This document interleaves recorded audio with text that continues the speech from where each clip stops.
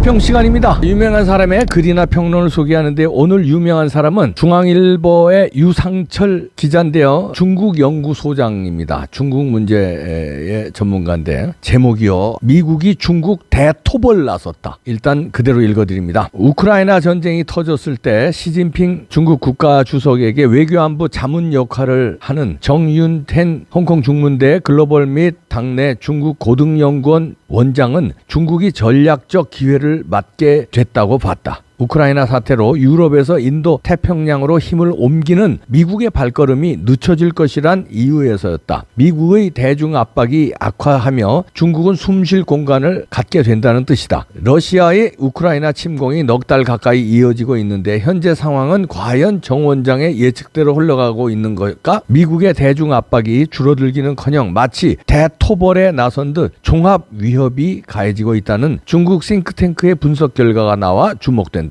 이는 지난달 말 중국 인민대학 중량금융연구원 주최로 열린 봄철 중미 포럼에서 발표된 연구 보고서의 결론이다. 대토벌, 러시아 우크라이나 충돌 이래 미국의 대중 정책 진전 평가와 중국의 대응이라는 이름이 붙여진 이 연구 보고서는 우크라이나 사태 이후 전개되고 있는 미국의 움직임을 중국이 어떻게 보고 있는지 적나라하게 보여준다. 보고서 결론은 정 원장의 예상과 완전히 다르다. 우크라이나 사태 이후 중국에 대한 미국의 전면적인 경쟁 움직임은 전혀 늦춰지지 않았다. 오히려 미국은 중국의 종합 위협 카드를 꺼내들었고 중국에 대한 전면적인 전략 포위 발걸음을 재촉하고 있다. 지난 5월 중순까지만 해도 중국을 억제하기 위해 미국이 취한 행동은 무려 24개 항목에 달한다. 여기엔 경제, 무역과 금융, 이데올로기, 군사, 과학기술, 지연정치 등 각 부분을 망라한다. 당초 경제 무역에서 시작한 미국의 대중 압박이 이젠 이데올로기 요소를 가미하며 그야말로 말로는 종합 위협, 실제로는 대토벌에 나선 양상이라는 분석이다. 보고서에 따르면 현재 미국은 중국을 상대로 5개 부문에서 전략 경쟁을 펼치고 있다.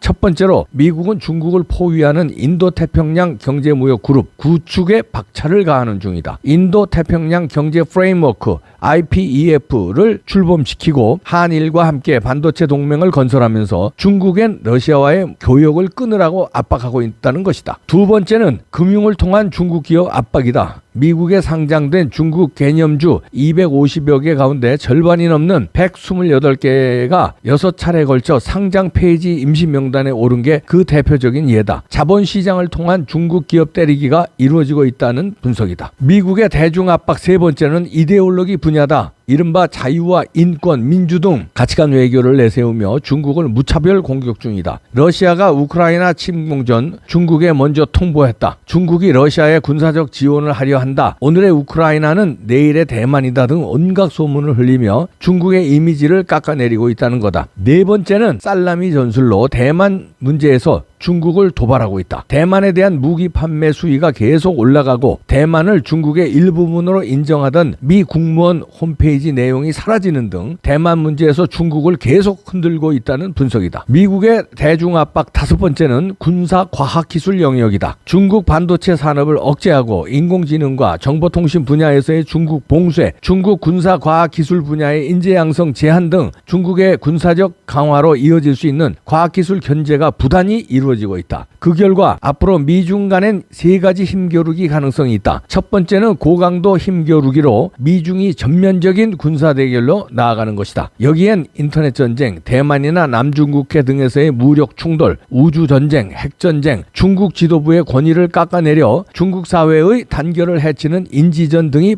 모두 포함된다. 두 번째는 중강도 힘겨루기로 각종 디커플링이 발생한다. 과학기술 영역에서 분리되고 경제가 디커플링되며 인문 교류까지 중단되는 상황이다. 세 번째는 저강도 힘겨루기로 미국이 국내 모선을 가리기 위해 부단히 중국 위협론을 내세우며 반중 정서를 부추기는 상황이다. 결국 미중 관계는 단시간 내 개선될 리 없다. 향후 미중 관계가 경쟁을 위주로 협력을 보조로 흐를 것이기에 중국으로선 경쟁을 피하려는 환상을 가져선 안 된다고 말한다. 미중 관계 긴장 상태라는 영국의 뉴노멀에 적용하는 가운데 양국의 뉴노멀에 적응하는 가운데 미국과의 협력 공간을 주동적으로 찾는 노력을 중국은 기울여야 한다는 주장이다. 보고서는 그러면서 중국으로선 지난 40년간 미중 간 경제 총량의 차이가 계속 좁혀져 온 추세가 중단되지 않도록 하는 게 무엇보다 중요하다고 말한다. 중국 경제가 올해 상하이를 강타한 코로나와 우크라이나 사태 등으로 타격을 받아 미중 경제력 차이가 줄지 않고 오히려 커질 경우 시장과 국민 심리에 미치는 영향이 상당할 것이란 이유에서다. 그러고 보면 시진핑 주석이 지난 4월 말 왜 중국의 경제 성장률을 미국보다 높게 만들어야 한다고 강조했는지 짐작이 간다. 중국의 경제 성장률이 높다는 게 중국의 일당제가 서방의 자유민주주의보다 우월하다는 증거라고 말하고 싶기 때문일 것이다. 한편 보고서는 미국의 대중 압박에 대응해 중국 중심의 무역과 금융질서, 에너지 공급망 구축 등 다양한 방안을 제시한다. 중국에 내놓으라 하는 학자와 전문가가 참여했다는 보고서는 눈여겨볼 가치가 충분하다. 그러나 중국 자체의 한계를 벗어나지 못한다. 미중 관계 악화 분석에 있어 시진핑 체제가 갖는 문제를 지적하지 못하는 점이다. 중국은 늘 미국의 대중 압박 요인을 두 가지로 설명한다. 하나는 미국이 국내에 산적한 문제를 해결하지 못하니 그 불만을 외부로 돌리기 위해 중국을 악마화하고 있다는 것이다. 다른 하나는 미국이 세계 패권을 계속 움켜쥐기 위해 중국의 부상을 억제하는 차원에서 중국을 못살게 군다는 것이다. 일부 맞지만 전부는 아니다. 이 때문에 미국이 민주당과 공화당을 떠나 모두 중국 때리기에 동참하는 건 아니다. 중국의 현 권위주의 체제가 보여주는 많은 문제점이 미국에서 당파를 초월한 대중정책을 낳고 있다. 이런 문제를 짚을 수 없으니 중국의 대책은 효과가 떨어진다. 그 결과 미중 갈등은 계속될 것이다. 제목이 심상치 않은데요. 중국 대토벌에 나섰다는 게 중국의 유력 연구소의 보고서라는 거 아닙니까? 그거를 이제 유상철 중국 연구소장이 읽고선 칼럼을 쓴 것 같은데요. 국제정치라는 거는 국내 정치하고 다릅니다. 국내 정치는 예를 들어서 누구를 밀기 위해서 자기가 약간 희생하는 경우도 있습니다. 아니면 의리를 지키기 위해서 상대의 약점을 약간 덮는 경우도 있고요. 자기의 이익을 위해서 상대를 그냥 무차별 공격하면서 야비하게 공격하는 경우도 있고 별의별 수가 다 있습니다만 국제정치는요 의외로 심플합니다. 자국의 이익 그것만 추구합니다.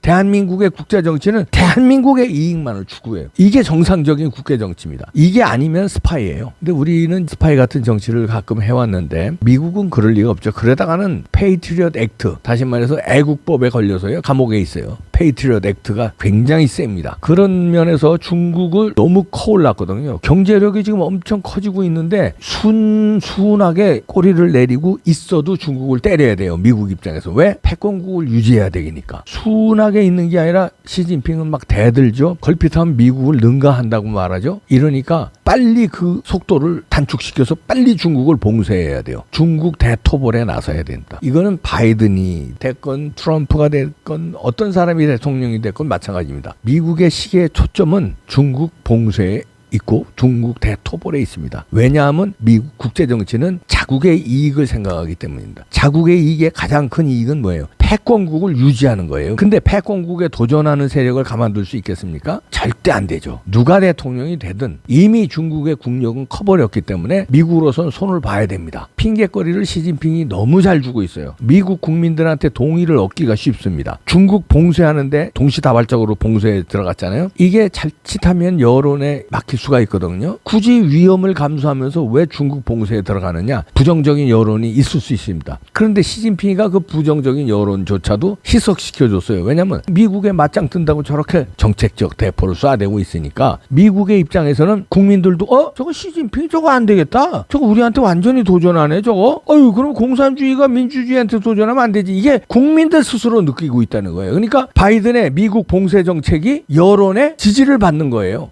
저거 시진핑은 손대야지. 이거 맘대로 하셔 이렇게 되는 거예요. 그러니까 바이든은 거기에 탄력을 받아서 시진핑이가 자꾸 저러니까 고맙죠 뭐. 공격을 하고 싶은데 시진핑이가 자꾸 공격하게 만드니까 금융이라든가 문화라든가 이데올로기라든가 FDI 자금이라든가 계속 전방위로 공격하고 있습니다. 그래서 결국은 1985년도에 일본이 한참 떠오를 때 일본을 잃어버린 20년으로 만들어버렸잖아요. 그거를 중국에 손보려고 합니다. 전방위. 그때는 일본에 전방위로 손보지 않았어요. 환율 문제, 그다음에 FDI, Foreign Direct Investment, 해외 직접 투자 뭐 이런 거 몇 개만 손봤어요. 일본이 그냥 순식간에 잃어버린 20년으로 갔는데 지금 중국은 물론 일본의 국력보다는 커요. 물론 개인 1인당 국민소득은 일본에 비교가 안 되지만 전체적인 종합 국력이 그때 일본보다는 지금 큽니다. 그래도 지금 전방위로 들어가기 때문에 미국이 전방위 공격, 중국 아주 그냥 때리기를 넘어서서 대토벌에 나섰기 때문에 중국으로서는 앞으로 쉽지 않아 보입니다. 잠깐 하다 말 것 같진 않아요. 바이든 정부 내내 할 것이고 다음에 어떤 정부가 들어오든 아마 중국의 힘 빠지는 데까지 계속 갈 것 같습니다. 줄 세우기를 하겠죠. 이 줄 세우기가 여러 가지로 지금 나타나고 있잖아요. 푸어드라든가 나타나고 있는데 한국이 어정쩡하게 여기서 스탠스를 취하면은 미국의 한 동맹에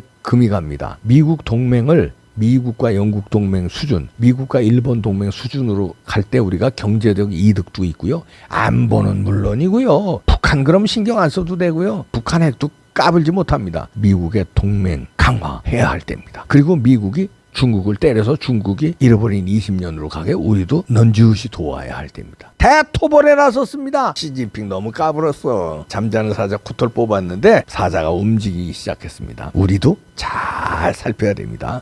사자 편에 들었어야 돼요. 하이에나 편에 들어섰다간 우리가 당합니다. 하이에나한테 당해요. 사자한테도 당하고. 그러나 사자 편에 서면은 사자가 하이에나들 공격을 버텨주니까 안전한데 하이에나 편에 섰다가 괘씸한 게 생각하는 사자한테 당하고요. 하이에나들은요, 지 동료도요, 수틀리면 그냥 잡아먹는 게 하이에나예요. 자, 조심하십시오. 갑니다. 중국 큰일 났습니다.